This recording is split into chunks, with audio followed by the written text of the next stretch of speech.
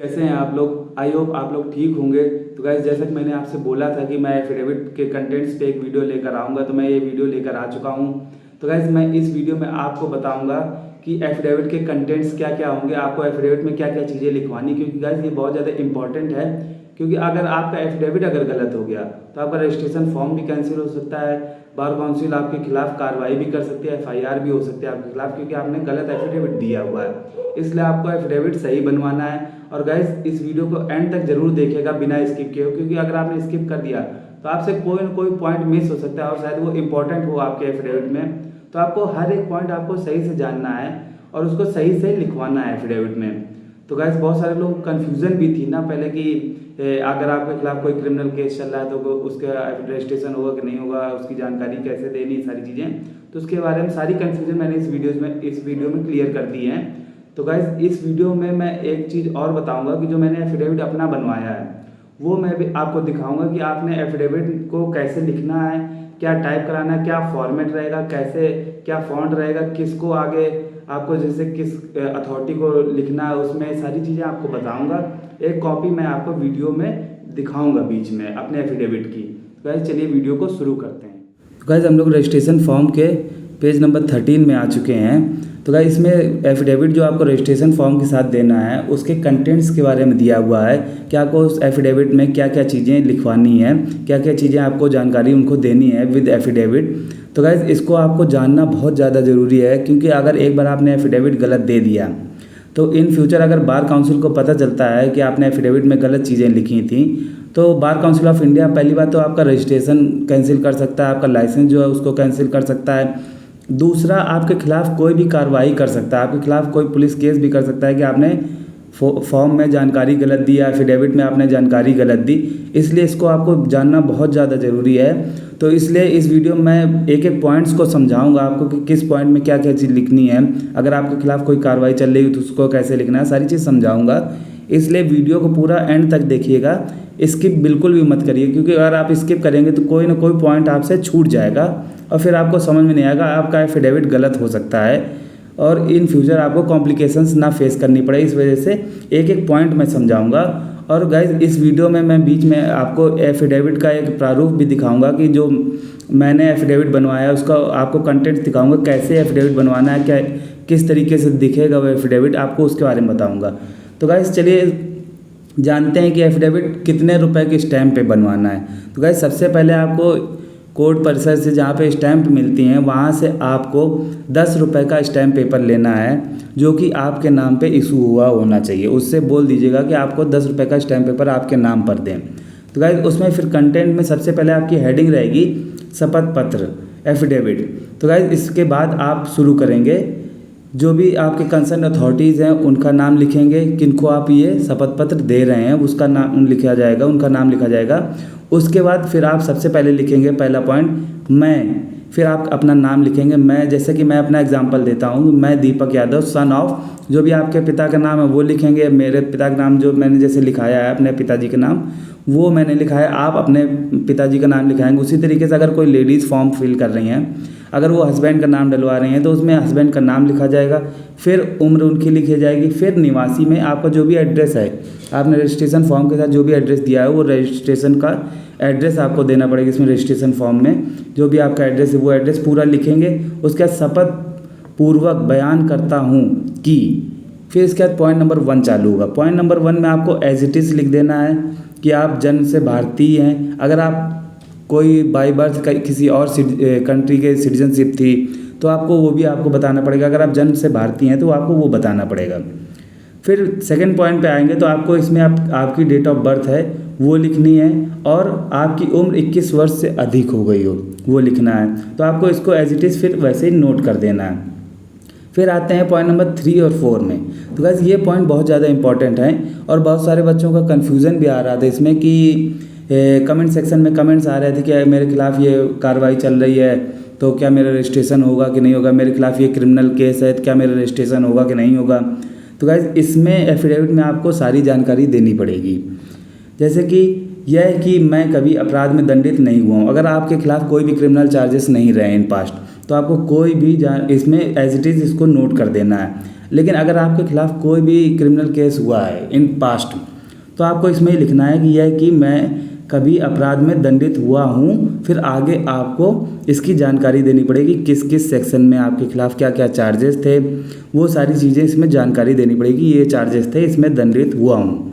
फिर point number 4 में आएंगे तो इसमें लिखना है यह कि मेरे विरुद्ध भारतीय दंड संहिता अथवा अन्य किसी एक्ट को कोई मुकदमा किसी फौजदारी न्यायालय में विचाराधीन नहीं है, और ना ही किसी अपराध केस में मेरी गिरफ्तारी हुई, और ना ही मेरे विरुद्ध पुलिस द्वारा कोई विवेचना चल रही है। अगर आपके खिलाफ़ कोई केस नहीं चल रहा है, ना कभी चला है, तो उसके बारे में आपको इसमें लिख देना है, एज इट इज़ आपको पॉइंट लिख देना है।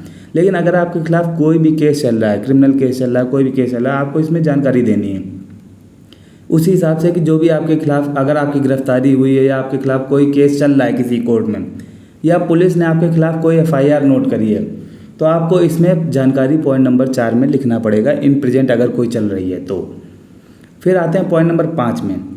ये पॉइंट भी बहुत ज़्यादा ज़रूरी है, क्योंकि इसमें आपको लिखना है कि आप इन पास्ट कभी किसी जॉब में तो नहीं थे, नौकरी में तो नहीं थे, कोई व्यापार तो नहीं करते थे, या कोई व्यवसाय तो नहीं करते थे। अगर आप करते थे तो आपको यहाँ पर जानकारी देनी पड़ेगी। फिर अगर आप नहीं करते हैं तो आपको एज इट इज़ इस पॉइंट को लिख देना है, 5वें पॉइंट को। फिर आप आएंगे पॉइंट नंबर 6 में, तो इसमें इन प्रेजेंट की बात की गई। पॉइंट नंबर 5 इन पास्ट की बात कर रहा था, पॉइंट नंबर 6 इन प्रेजेंट में, मतलब आप ना पास्ट में थे और ना इस समय किसी उसमें व्यवसाय में या जॉब में नहीं है। ये आपको लिखना यहाँ पर ज़रूरी है, और अगर आप हैं तो उसकी भी जानकारी आपको यहाँ पर देनी पड़ेगी। फिर पॉइंट नंबर 7 पे अगर आप आएंगे तो यहाँ पर आपको लिखना पड़ेगा, अगर आपने जैसे रजिस्ट्रेशन फॉर्म कभी किसी और बार काउंसिल में सबमिट किया है तो वो आपको जानकारी देनी पड़ेगी। अगर आपने नहीं किया है तो आप इसको एज इट इज़ लिख देंगे, और अगर आपका कोई रजिस्ट्रेशन फॉर्म सबमिट किया है किसी बार काउंसिल में, उसने रिजेक्ट कर दिया है, तो उसकी भी आपको पॉइंट नंबर 7 में जानकारी देनी पड़ेगी। इसी में इन एडिशन में आगे लिखना पड़ेगा एफिडेविट में। फिर पॉइंट नंबर 8 में आएंगे, 8, 9, 10, 11 जो 4 पॉइंट हैं, इसमें आपको आपके एजुकेशन के बारे में बताना है। आपको 8th पॉइंट में लिखना है कि आपने 10th कब पास किया, उसका साल लिखना है, ईयर लिखना है आपको। फिर आपने 12th कब पास किया, ये आपको पॉइंट नंबर 9 में लिखना है। फिर आते हैं पॉइंट नंबर 10 में। इसमें भी बहुत बच्चों को कन्फ्यूजन रहती है कि 10, 11 में कि मान लीजिए किसी ने 3 साल की LLB की है, किसी ने 5 साल की LLB की है, तो 5 साल में इंटीग्रेटेड कोर्स होता है, तो वो उनका ग्रेजुएशन अलग से नहीं होता, तो इसको कैसे फिल करना है। तो अगर आपने 3 साल वाली LLB की है तो आपका जो ग्रेजुएशन जिस साल में हुआ है तो आप पॉइंट नंबर 10 में लिख देंगे, और आपने जो लॉ की डिग्री ली है तो वो 11 में लिख देंगे। अगर आपने 5 साल वाला कोर्स किया है लॉ का, तो उसमें आपको पॉइंट नंबर 10 ऐसे ब्लैंक छोड़ दीजिए, और पॉइंट नंबर 11 में आपको लिखना है विधि स्नातक डिग्री, जो भी आपने लॉ की डिग्री जिस ईयर में पास की है वो लिखना पड़ेगा। इसकी आगे फिर जानकारी दे दीजिएगा आपने जो भी कोर्स किया है। फिर पॉइंट नंबर 12 में आएंगे, ये बहुत ज़्यादा इंपॉर्टेंट पॉइंट है। इसमें अगर आएंगे तो इसमें ये लिखा हुआ है कि यह कि मैंने विधि स्नातक कक्षा में प्रवेश मेरिट अथवा प्रवेश परीक्षा के आधार पर बार काउंसिल ऑफ इंडिया द्वारा संबंधीकृत विद्यालय से प्राप्त किया। मतलब बार काउंसिल ऑफ इंडिया ने जिस कॉलेज को रिकॉग्नाइज्ड किया, रिकॉग्नाइज्ड कॉलेज से आपने अपनी लॉ की डिग्री कंप्लीट करी है, ये लिखना है। फिर आगे जो ब्रैकेट में दिया हुआ है कि आपने अगर कोई भी जैसे गैप लिया हो किसी 2 डिग्री में, जैसे 10th 11th के बीच में अगर कोई गैप, 10th 12th के बीच में कोई गैप है, या 12th और लॉ की डिग्री के बीच में गैप है, या मान लीजिए आपने कंपटीशन की तैयारी की, पेपर की, तो उसमें अगर आपने गैप ले लिया है तो वो आपको इधर पे जानकारी देनी पड़ेगी। इस पॉइंट के बाद इसी 12th पॉइंट में आगे लिख देंगे कि मैंने इस साल प्रतियोगी परीक्षाओं की तैयारी करने के लिए विश्राम लिया था, इतने दिन का जो भी आपने लिया था वो आपको लिखना पड़ेगा। या आप फेल हो गए हो तो उसकी जानकारी इसी पॉइंट में देनी पड़ेगी, या आपने कोई एग्ज़ाम में बैठे नहीं है तो उसकी जानकारी देनी पड़ेगी, क्यों नहीं बैठे। फिर आते हैं पॉइंट नंबर 13 में, तो यह है कि मेरे हाई स्कूल प्रमाण पत्र से लेकर विधि स्नातक के प्रमाण पत्र तक के नाम या सरनेम में कोई विविधता नहीं है। मतलब आपका जो 10th से लेकर लॉ की डिग्री तक आपके नेम, फर्स्ट नेम और सर नेम में कोई भी चेंजमेंट नहीं हुआ है कभी भी, तो वो आपको इधर पे देनी पड़ेगी जानकारी। और अगर आपने कभी भी कोई चेंजमेंट हुआ है तो वो भी आपको यहाँ पर लिखना पड़ेगा कि कब कब चेंज हुआ है। फिर आते हैं पॉइंट नंबर 14 में। यहाँ पर यह दिया है कि यह कि अधिवक्ता के रूप में बार काउंसिल द्वारा पंजीकृत किए जाने के बाद मेरे विरुद्ध अगर मोरल टर्पीट्यूड के अंदर आने वाला कोई भी आपराधिक वाद या एफआईआर कायम होता है तो मैं उपरोक्त आपराधिक वाद से संबंधित प्रथम सूचना रिपोर्ट यदि परिवाद कायम होता है तो परिवाद की प्रतिलिपि उत्तर प्रदेश बार काउंसिल को उक्त तथ्य की जानकारी होने की तिथि से 3 माह के अंदर रजिस्टर्ड डाक के से प्रेषित कर दूंगा। इस बात को सुनिश्चित करूंगा कि परिवाद या एफआईआर की प्रति बार काउंसिल को मिल गई है। मतलब आपके रजिस्ट्रेशन के बाद भी अगर आपके खिलाफ कोई केस रजिस्टर होता है तो आपको उसकी जानकारी 3 महीने के अंदर बार काउंसिल ऑफ इंडिया को देनी पड़ेगी। ये आपको एफिडेविट में लिखना है। एज इट इज़ आपको 14 पॉइंट में ये लिख देना है। फिर आते हैं 14 पॉइंट का ए नंबर। उसमें ये है उपरोक्त परिवाद या मुकदमे जो भी अंतिम निर्णय या निर्णय की सत्य प्रतिलिपि को भी निर्णय की तिथि से 3 माह के अंदर bar council of Uttar Pradesh को सत्य प्रतिलिपि के साथ रजिस्टर्ड डाक से प्रेषित करूंगा और सुनिश्चित करूंगा कि प्रति मिल गई है। मतलब आपके खिलाफ कोई केस हुआ वो आपको जानकारी देनी 3 महीने के अंदर, और जब भी उसमें कोई जजमेंट आता है, अंतिम निर्णय आता है, उसकी भी जानकारी आपको उस तिथि से 3 महीने बाद में आपको देनी पड़ेगी। ये भी आपको एफिडेविट में लिखना है। फिर इसको एज इट इज़ लिख देना है।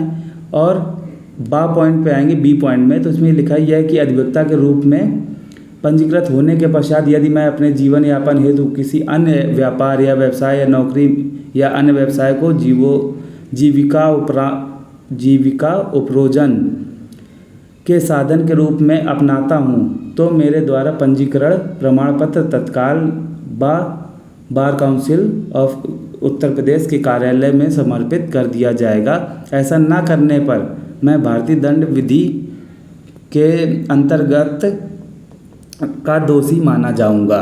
मतलब आपको इसको सारा पॉइंट नंबर 14 को एज इट इज़ नोट कर देना है। फिर आते हैं पॉइंट नंबर 15 में। इसमें आपको लिखना है कि यह कि मैंने शैक्षणिक प्रमाण पत्र, सेवानिवृत्ति प्रमाण पत्र की स्वप्रमाणित प्रतिलिपि दाखिल करी है। मतलब जो भी आपने प्रमाण पत्र सर्टिफिकेट सबमिट किया है अपने एजुकेशन का, या आपने सेवानिवृत्ति प्रमाण पत्र लगाया है, जो जैसे कि कुछ लोग एक्स सर्विसमैन हैं, उन्होंने अपना सेवा प्रमाण पत्र लगाया है, सेवानिवृत्ति प्रमाण पत्र, तो उसकी जानकारी आपने प्रतिलिपि दाखिल की है, वो भी लिखना है। और वह पूर्णतः सही है।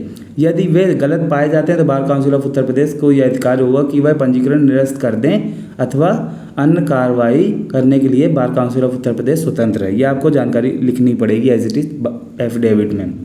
फिर पॉइंट नंबर 16 में आपको एज इट इज़ लिख देना है। इसमें बस जो ब्लैंक स्पेस है, इसमें पैराग्राफ 1 से 15 तक जो भी आपने जानकारी दी है, ये व्यक्तिगत ज्ञान एवं विश्राम में सत्य है। इसमें कोई बात झूठ नहीं है। भगवान मेरी सहायता करे। आज दिनांक, जो भी दिनांक है वो आपको लिखनी है। फिर स्थान जहाँ पे भी आपने एफिडेविट बनवाया है वो स्थान लिखेंगे, पर सत्यापित किया गया। फिर नीचे शपथकर्ता लिखकर, या शपथकर्ती, जो भी, अगर लड़की है तो शपथकर्ती, अगर लड़का है तो शपथकर्ता, फिर यहाँ पर आपको सिग्नेचर मार देना है।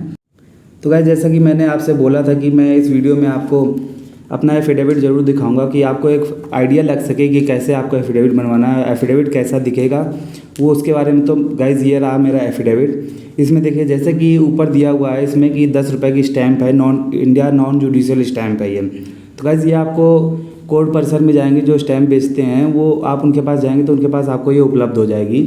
और ये आपको अपने नाम पर लेनी है स्टैंप, आपको 10 रुपये की। तो इसमें गाइज़, जैसे कि हम लोग देख सकते हैं, इसमें शपथ पत्र हेडिंग दी हुई है। ऊपर शपथ पत्र ऐसे ही आपको हेडिंग बनवानी है। और किसके समक्ष आप सबमिट कर रहे हैं तो वो लिखना है। उसमें लिखना है आपको श्रीमान सचिव राज्य विधिक परिषद उत्तर प्रदेश प्रयागराज। तो आपको ये लिखना है इसमें। और नीचे जैसे कि इसमें स्टार्ट कर दिया है मैंने, मैं दीपक यादव, उम्र जो भी है मैंने वो लिखी। फिर अपने फादर का नाम लिखा, अपने पिताजी का नाम लिखा, निवासी कहाँ का हूँ वो मैंने लिखा। फिर जो शपथ पूर्वक बयान करता हूँ कि, ये सारी चीज़ें। और पॉइंट नंबर 1 फिर नीचे से स्टार्ट कर दिया है इसमें। और ऐसे लिखने हैं आपको। और हर पेज में आपको इसको अटैच करना है अपने साइन के साथ, जैसे कि मैंने नीचे साइन किया हुआ है। और इसको आपको पूरे 5 पेज लगाने हैं। जैसे कि मेरा तो इसमें 5 पेज में कंटेंट आया था, तो आपका जो जैसा फ़ॉन्ट हो सके तो यही फ़ॉन्ट आप यूज़ करिएगा।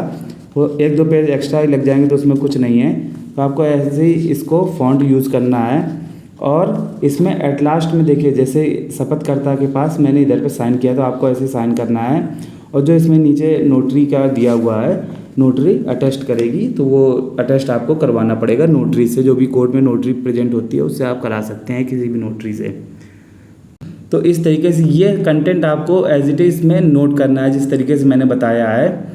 इसमें आपको कोई भी चेंजमेंट नहीं करना है। अगर आपको इसके बाद भी कन्फ्यूज़न आता है एफिडेविट में क्या चीज़ लिखवानी है, तो आप मुझको कमेंट सेक्शन में बताइए। मैं आपको जानकारी, बिल्कुल सही जानकारी दे दूंगा कि आपको क्या चीज़ उसमें एफिडेविट में लिखवानी, कैसे, अगर आपके खिलाफ आपको समझ नहीं आया तो आपको कैसे क्या क्या चेंज करना है पॉइंट में, वो भी मैं बता दूंगा आपको कमेंट सेक्शन में।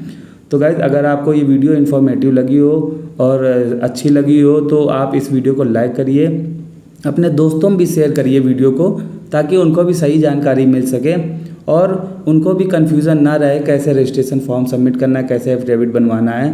तो गाइस, चैनल को सब्सक्राइब कर दीजिए और वीडियो को लाइक कर दीजिए और नोटिफिकेशन बेल को ज़रूर ऑन करके रखिए, ताकि मैं जो भी वीडियोस बनाऊं वो आप तक पहुंचती रहें टाइमली। इसलिए अपने दोस्तों को भी आप बताइए कि ताकि उनको भी सही जानकारी मिले, वो इधर उधर पे ना भटकें।